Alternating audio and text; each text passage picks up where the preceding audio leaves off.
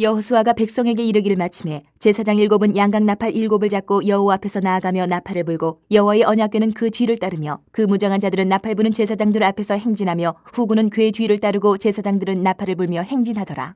여호수아가 백성에게 명령하여 이르되 너희는 외치지 말며 너희 음성을 들리게 하지 말며 너희 입에서 아무 말도 내지 말라. 그리하다가 내가 너희에게 명령하여 외치라 하는 날에 외칠지니라 하고 여호와의 궤가 그 성을 한번 돌게 하고 그들이 진영으로 들어와서 진영에서 자니라.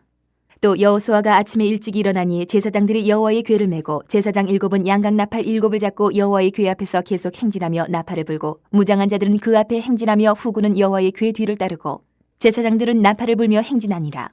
그 둘째 날에도 그 성을 한번 돌고 진영으로 돌아오니라. 엿새 동안을 이같이 행하니라. 7째 날 새벽에 그들이 일찍 일어나서 전과 같은 방식으로 그 성을 7번 도니 그 성을 7번 돌기는 그날뿐이었더라. 7번째에 제사장들이 나팔을 불 때에 여호수아가 백성에게 이르되 외치라. 여호와께서 너희에게 이 성을 주셨느니라.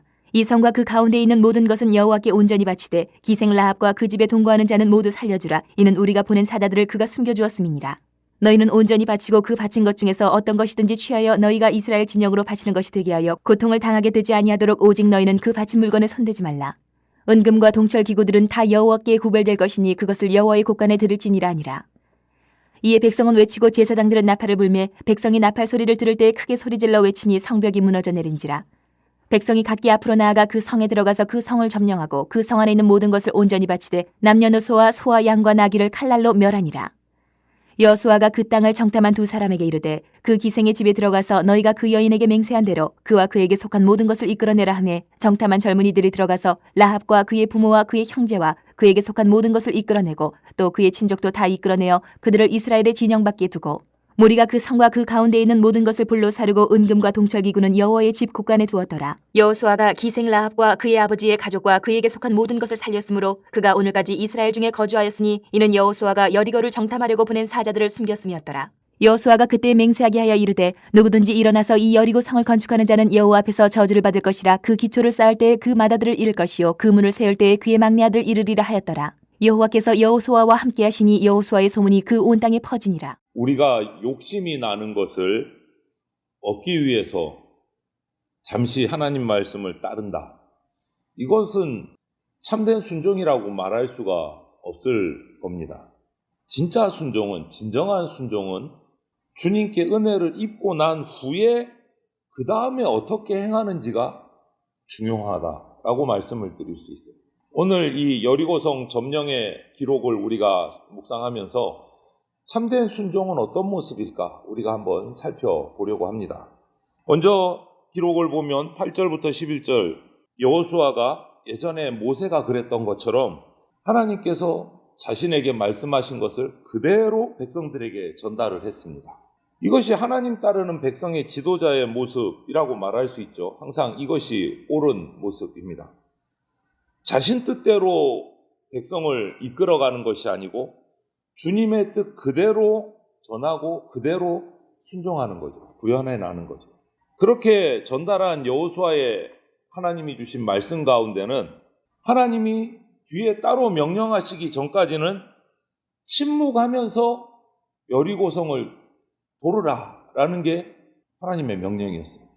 여러분 뭐 특별한 전술은 아니었지만 그냥 돌아라. 침묵하고. 별 힘든 거는 아닌 것 같지만 여러분 큰 성 여리고를 7일 동안 계속 매일 돌면서 한마디도 하지 않고 행진한다. 이게 쉽지 않은 일이죠. 한두 사람이 아니고 큰 백성이 도는 겁니다. 무리지어서. 그런데 한마디도 하지 않고 돌아야 된다. 이게 생각보다 쉽지 않습니다. 사람의 마음이 제각각인지라. 하지만 여호수아가 전한 이 하나님 말씀대로 이스라엘 백성은 제대로 순종을 했어요. 말하지 않고 매일 한 바퀴씩.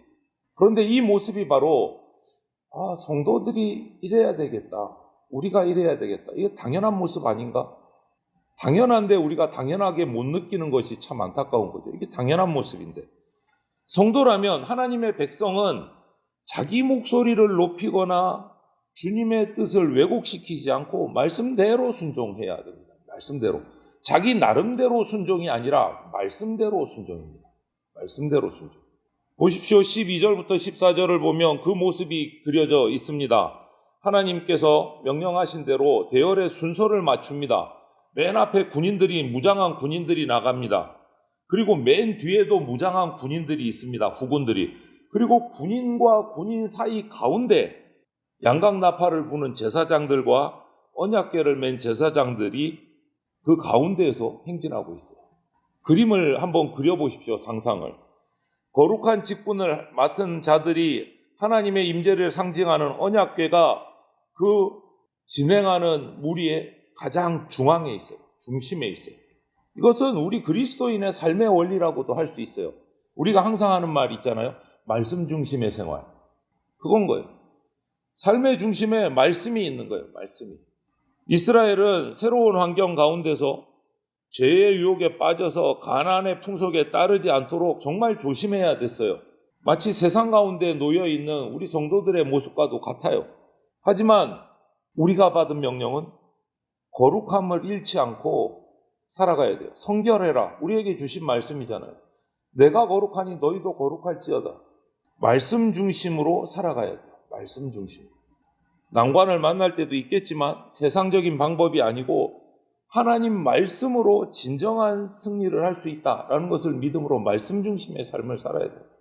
마음 중심에 우리 생활 중심에 예수 그리스도를 모시고 말씀에 순종할 때 진정한 승리를 할 수 있다. 그렇게 중앙에 언약궤를 두고 양각나팔을 불면서 앞뒤로 군인들이 호위를 하면서 돌기 시작했어요.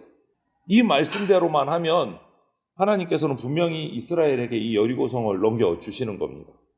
그리고 15절부터 19절을 보면 하루에 한 바퀴씩, 그리고 마지막 7번째 날에는 하루에 7바퀴를 돌고 함성을 지르면 여리고성은 무너진다. 이것이 하나님이 주신 말씀이에요. 작전이에요. 그런데 그게 끝이 아니에요. 오늘 말씀을 계속 읽어보면 그렇게 여리고성이 무너진 뒤에 또 이스라엘 백성이 지켜야 할 하나님의 말씀이 있어요. 여리고성이 무너진 다음에 지켜야 할 말씀. 자기들의 이득을 위해서 그 무엇도 취하지 말고 모든 것을 다 하나님의 곳간에 바쳐야 된다. 이것이 그 다음에 지켜야 될 거예요. 이스라엘 정탐꾼을 숨겨주었던 라합의 집안, 그 약속한 대로 맹세한 대로 그들을 제외한 모든 생명을 다 진멸하고 거기에서 얻은 모든 기구들을 하나님 앞에 바쳐야 한다. 이것이 여리고성이 무너지고 나서 할 일이에요. 여리고를 하나님께서 넘겨주셨다라는 것을 잊지 말아야 됩니다. 우리도 이 사실을 잊지 말아야 됩니다. 승리는 하나님이 주십니다. 그런데 승리에 취해서 승리를 주신 하나님의 말씀을 잊으면 안 된다. 그래서 불순종하게 되면 대가를 치를 수밖에 없어지는 거죠. 승리한 뒤에도 순종은 계속돼야 됩니다. 승리한 뒤에도.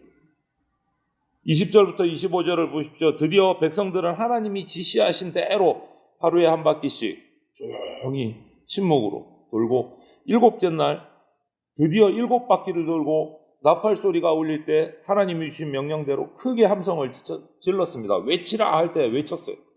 하나님이 말씀하신 대로 여리고성은 무너졌습니다.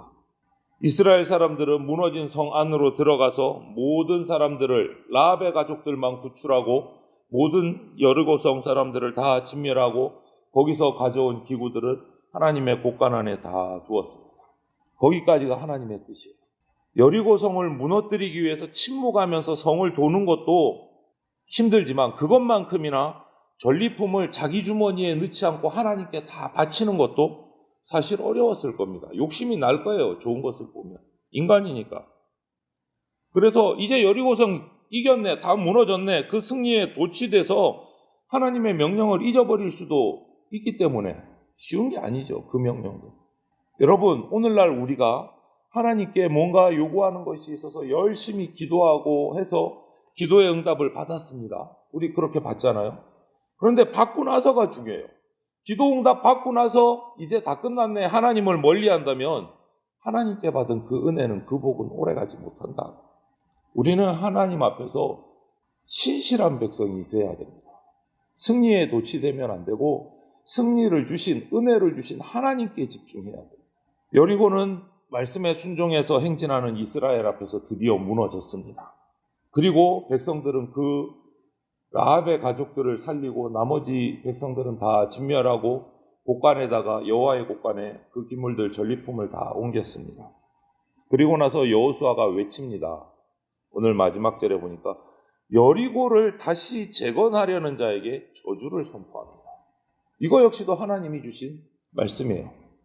라합은 하나님에 관한 소문을 듣고 믿어서 이스라엘 정탐군을 구출해 주었지만 그 덕분에 구원받았지만 똑같은 소문을 들은 가나안의 왕들은요, 두려워하면서도 이스라엘을 대적하는 바람에 지금 여리고성부터 망해가는 거예요.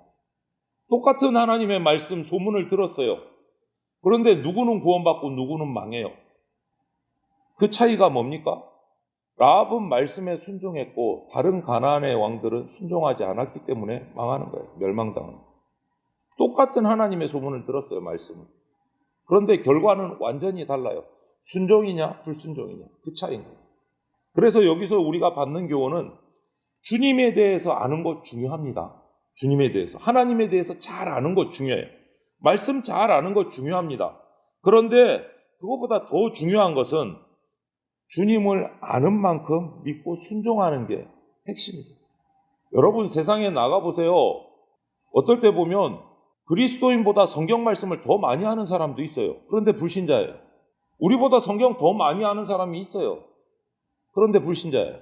중요한 것은 주님을 아는 만큼 믿고 순종하는 게 중요합니다. 성경을 많이 아는 사람, 주님의 뜻을 아는 자가 오늘 여리고성을 침묵으로 돈 이 이스라엘 백성처럼 믿음으로 반응하지 않고 가나안 왕들처럼 하나님을 대적한다면 아무리 하나님의 말씀을 많이 알고 있어도 그 사람은 멸망당하고 하나님께 징계받습니다. 끝까지 순종할 때 풍성한 은혜를 누립니다. 끝까지 순종할 때. 하나님의 말씀을 알면서도 불순종하거나 자기 욕심 채우기 위해서 주님을 따른다면 징계를 피할 수 없다라는 사실을 우리가 잊지 말아야 됩니다. 잠잠히 주님의 뜻을 구하고 그 주신 음성대로 말씀대로 순종의 길을 걸어가는 저와 여러분들이 되시기를 바랍니다. 예. 그리고 외치라고 하면 외치고 침묵하라 하면 침묵하고 걸으라 하면 걷는 말씀의 신실함을 보여야 합니다. 우리의 삶에. 그때 주님께서 우리에게 진짜 승리를 주십니다. 오늘 하루도 저와 여러분이 말씀 묵상하시는 대로 주시는 음성대로 순종해서 하늘이 주는 승리를 맛보는 이 하루를 살아가시게 되시기를 주님의 이름으로 축원을 드립니다. 아멘.